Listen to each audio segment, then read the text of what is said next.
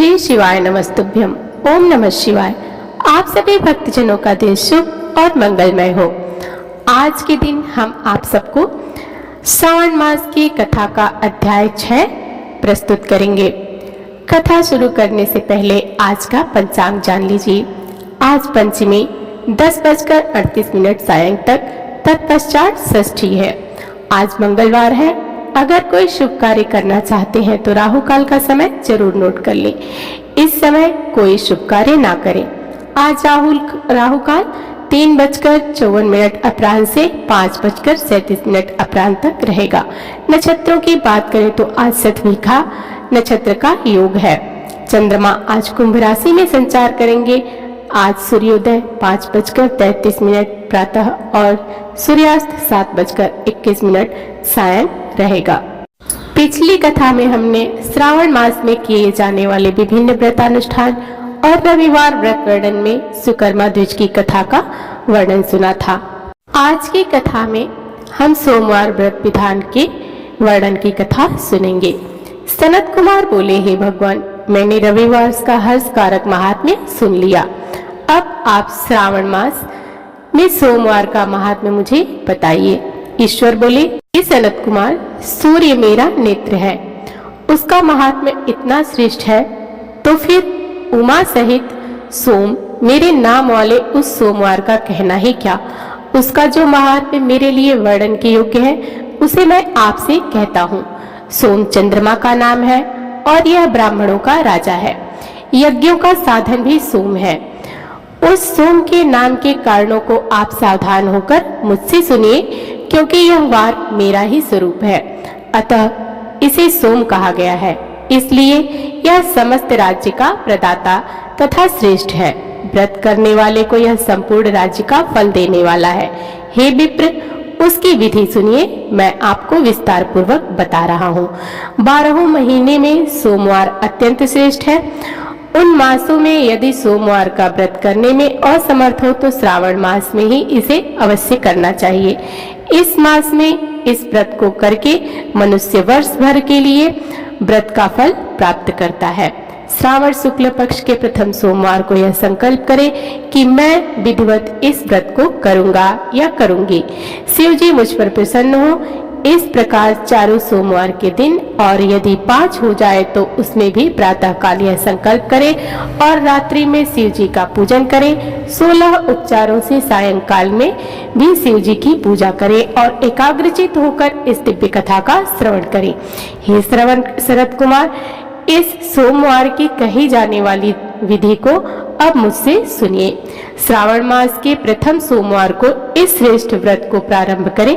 मनुष्य को चाहिए कि अच्छी तरह से स्नान करके पवित्र होकर श्वेत वस्त्र धारण कर ले और काम, क्रोध, अहंकार, द्वेष, निंदा आदि का त्याग करके मालती, मल्लिका आदि श्वेत पुष्पों को लाए।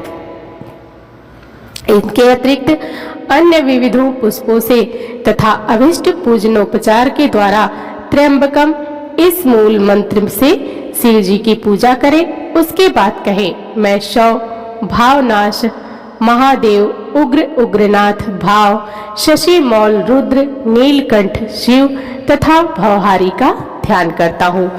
इस प्रकार अपने विभव के अनुसार मनोहर उपचारों से देवेश शिव का विधिवत पूजन करें। जो इस व्रत को करता है इसके पुण्य फल को सुनिए, जो पुनरावृत्ति से रहित अक्षय लोक प्राप्त करते हैं।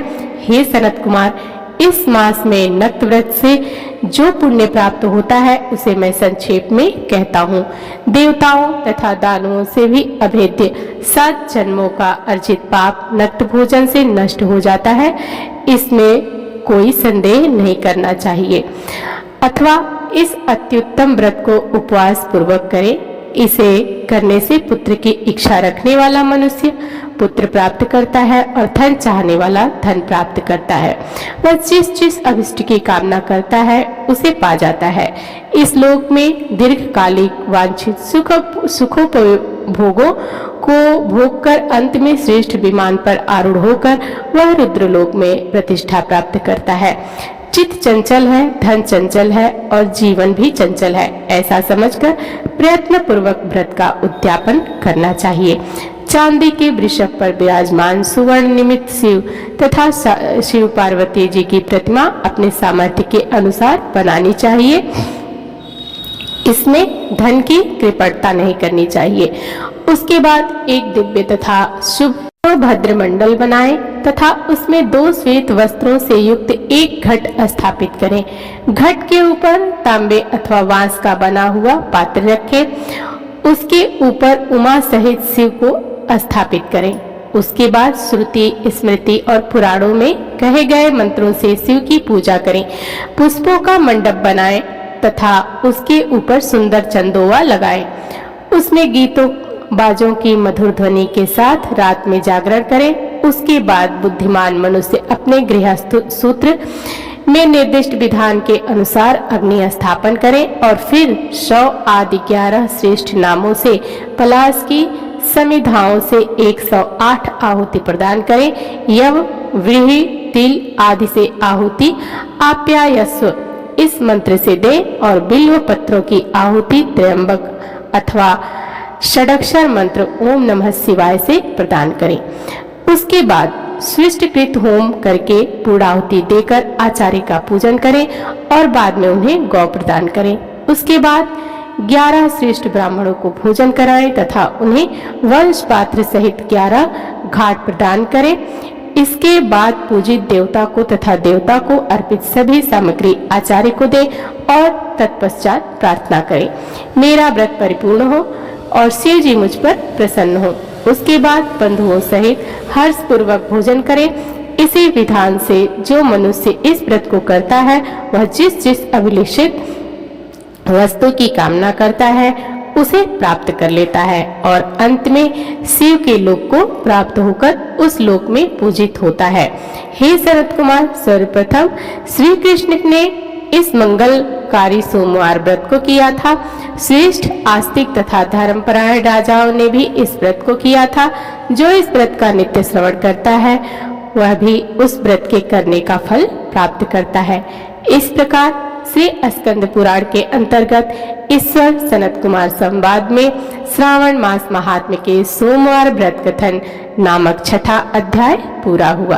अब आइए शिव जी की एक अन्य कथा सुनते हैं। पिछली कथा में हमने तेजस्वी बालक की कथा का वर्णन सुना था। आज की कथा में अनाथ बालक पर शिव कृपा की कथा सुनेंगे। संपन्न होने के बाद शिव अपनी नवविवाहिता पत्नी को साथ लेकर कैलाश पर्वत पर लौट आए। वहां नंदी ने पहले से ही तैयार कर रखी थी। शिव और पार्वती के सुहाग कक्ष को तरह तरह से फूलों, लताओं और मालाओं से सजाया गया था। यह देखकर पार्वती नंदी पर बहुत प्रसन्न हुई। उसी समय अन्य गणों के साथ भगवान शिव भी वहां आ गए। उन्होंने नंदी एवं सभी गणों को आदेश दिया, हम विश्राम करने जा रहे हैं, तुम लोग किसी को भी कक्ष में प्रवेश मत करने देना ताकि हमारे विश्राम में बाधा उपस्थित ना हो। इतना कहकर शिव ने सुहाग कक्ष का द्वार बंद कर लिया। द्वार के बाहर नंदी पहरा देने लगा तथा अन्य गण भी बाहर विचरण करने लगे ताकि कोई व्यक्ति शिव पार्वती के विश्राम में व्यवधान न डाल सके। शिव के विवाह का समाचार पाकर असुरों का राजा तारकासुर प्रसन्न हो उठा। उसे प्रसन्नता इस बात से नहीं हुई कि शिव विवाह बंधन में बंध गए हैं, बल्कि इस बात से हुई कि शिव विश्राम में रत है और अब उसके उत्पातों को रोकने वाला कोई नहीं है। अवसर का लाभ उठाते हुए तारकासुर ने उत्पात मचाना शुरू कर दिया। वह ऋषि मुनियों को परेशान करने लगा, यज्ञ में बाधा डालता, यहाँ तक कि हवन सामग्रियों को भी फेंक देता। देवताओं को तरह तरह से सताने में उसे आनंद आता था। देवता तारकासुर के उत्पादों से त्राही त्राही कर उठे थे। तारकासुर ने देवराज इंद्र को पदच्युत करके इंद्र का सिंहासन भी छीन लेने का निश्चय किया। देवताओं को जब तक उसके निश्चय का पता चला तो वे चिंतित हो उठे। तारकासुर यदि देवराज बन जाएगा तो फिर देवताओं को उसका सेवक बनकर रहना पड़ेगा तथा 3 लोकों में असुरों का आतंक व्याप्त हो जाएगा। इस स्थिति में धर्म का अंत सुनिश्चित है। इस भयावह स्थिति को देखकर सृष्टि रचयिता ब्रह्मा की शरण में पहुंचे। सभी ने ब्रह्मा जी से प्रार्थना की, भगवान आप आप ही हमें बचा सकते हैं तथा धर्म की रक्षा कर सकते हैं। तारकासुर के कुकृत्यों पर अंकुश लगा पाना हमारे बस की बात नहीं है। यदि इस कार्य को कोई कर सकता है तो वह स्वयं भगवान शिव है। आप लोग उनके पास जाइए और प्रार्थना कीजिए। ब्रह्मा जी ने देवताओं को परामर्श दिया। सभी देवता शिव से मिलने चल पड़े। वे जब शिव के सुहाग कक्ष के पास पहुंचे तो नंदी उन्हें वापस जाने को कहा। तब देवता ने नंदी को तारकासुर के उत्पातों के बारे में बताते हुए कहा कि शिव को सूचना दो, हमारा उनसे मिलना अत्यंत आवश्यक है। देवगण क्षमा करें, मैं यह नहीं कह सकता हूँ कि स्वयं शिव ने मुझे आदेश दिया है कि मैं किसी को उनके विश्राम में व्यवधान न डालने दूं। अतः मैं न तो उन्हें आप लोगों के बारे में सूचना दे सकता हूँ और न मैं आप लोगों को उनसे मिलने दूंगा। देवताओं ने देखा कि नंदी तथा अन्य गण उन्हें किसी भी स्थिति में शिव से मिलने नहीं देंगे तो वे विष्णु के पास पहुंचे। विष्णु ने देवताओं को परामर्श दिया कि वे मिट्टी का पार्थिव लिंग तैयार कर पंचाक्षरी मंत्र से जाप करें और शिव का आवाहन करें। देवताओं ने मिट्टी से पार्थिव लिंग तैयार किया और हर हर महादेव का उच्चारण करते हुए पंचाक्षरी मंत्र का जाप करने लगे। देवताओं के जाप का स्तर शिव के सुहाग कक्ष तक पहुंचा। शिव ने जैसे ही अपने नाम का उच्चारण सुना व्याकुल हो उठे। शिव की व्याकुलता देखकर पार्वती ने पूछा, प्रभु क्या हुआ, अचानक व्याकुल क्यों उठे? भगवान शिव ने कहा, मेरे भक्त मुझे बुला रहे हैं देवी। पार्वती ने कहा, कौन है ये भक्त? अभी तत्काल जाना आवश्यक है। शिव ने कहा, ये सभी भक्त देवगण हैं जो संभवतः किसी संकट से घिर गए हैं और इसलिए पंचाक्षरी मंत्र का जाप करते हुए मेरा स्मरण कर रहे हैं। उन्हें मेरी सहायता की आवश्यकता है, किंतु मुझे भी आपकी आवश्यकता है। यदि आप मुझे सुहाग शैया पर इस प्रकार छोड़कर चले जाएंगे तो यह मेरे प्रति अन्याय होगा। मैंने सुना है कि आप किसी के प्रति अन्याय नहीं करते। पार्वती ने नारी सुलभ उठ करते हुए कहा। पार्वती की बात सुनकर शिव सोच में पड़ गए और धर्म संकट की स्थिति भी थी। यदि मैं देवताओं के पास नहीं जाता हूँ तो शरणागत की रक्षा करने का दोषी बनूंगा और यदि पार्वती को छोड़कर जाता हूँ तो पति धर्म से विमुख होने का। अंत में शिव ने कुछ निश्चय किया और वे कक्ष से बाहर चले गए। देवताओं ने शिव को देखा तो प्रसन्न होकर शिव की जय जयकार कर उठे। शिव ने देवताओं से पूछा, देवगण बताइए, आप लोग मुझे क्यों पुकार रहे हैं? देवताओं ने शिव से प्रार्थना की, प्रभु तारकासुर के उत्पादों ने हमारा जीवन दुभर कर दिया है, कृपया आप चलकर उनका संहार करें।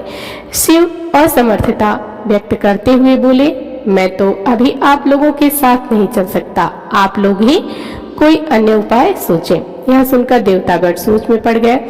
उन्होंने मन ही मन विष्णु को स्मरण किया। विष्णु ने उन्हें समझाया कि यदि शिव स्वयं नहीं जा सकते तो वे एक पुत्र की सृष्टि करें तथा उसे तारकासुर का वध करने के लिए भेज दें। देवताओं ने शिव से ऐसा ही निवेदन किया। शिव भक्तों की बात भला क्यों टालते? उन्होंने तत्काल अपना वीर्य अग्निकुंड में छोड़ दिया। उस वीर्य से एक बालक जन्म हुआ। ब्रह्मा ने स्वयं प्रकट होकर उस बालक की कुंडली बनाई तथा उस बालक का नामकरण किया कुमार स्वामी। इसने कालांतर में असुरों का वध कर देवताओं को संकट से मुक्ति दिलाई। जब देवी पार्वती को इस बात का पता चला कि शिव ने देवताओं के कहने पर अपना वीर्य अग्नि को अर्पित कर दिया है तो वे क्रोधित हो उठी। उन्होंने देवताओं को शाप दे डाला, हे अकर्मण्य देवताओं, आपने एक नवविवाहिता पत्नी की सैया से उसके पति को बुलाकर उसका वीर्य का दान मांगा है। अतः मैं आप सभी को शाप देती हूँ कि आप कभी संतान सुख प्राप्त नहीं कर सकेंगे। देवी पार्वती के शाप से सभी देवता थर्रा उठे। उन्हें इस अनहोनी का अनुमान नहीं था। वे शिव से प्रार्थना करने लगे कि अब शिव देवी पार्वती के क्रोध को शांत करें और देवताओं को शाप से मुक्ति दिलाएं। शिव ने देवताओं से कहा, मैं इस संबंध में कुछ नहीं कर सकता। इसके लिए आपको देवी पार्वती की पूजा अर्चना करके उन्हें प्रसन्न करना होगा। जब वे प्रसन्न होकर अपने शाप को वापस ले लेंगे तभी आप उनसे शाप मुक्त हो सकेंगे। देवताओं ने देवी पार्वती को प्रसन्न करने के लिए तप आरंभ कर दिया। अंततः देवी पार्वती देवताओं के सामने प्रकट हुई और देवताओं को क्षमा करते हुए उन्होंने कहा, जब मुझे और शिव को संतान की प्राप्ति हो जाएगी तो आप लोग शाप से स्वतः मुक्त हो जाएंगे। इसके बाद समयानुसार शिव एवं पार्वती को 21 पुत्रों की प्राप्ति हुई, जो शिव के विभिन्न गण समूहों, गणाधिपति और इसके साथ ही देवताओं को भी शाप से मुक्ति मिली। इस प्रकार हमारी आज की कथा यहीं पर समाप्त होती है। कथा आपको कैसी लगी कमेंट बॉक्स में जरूर बताइएगा और हमारे चैनल को सब्सक्राइब, वीडियो को लाइक और शेयर जरूर करिएगा। मिलते हैं अगले दिन अगले वीडियो में। धन्यवाद।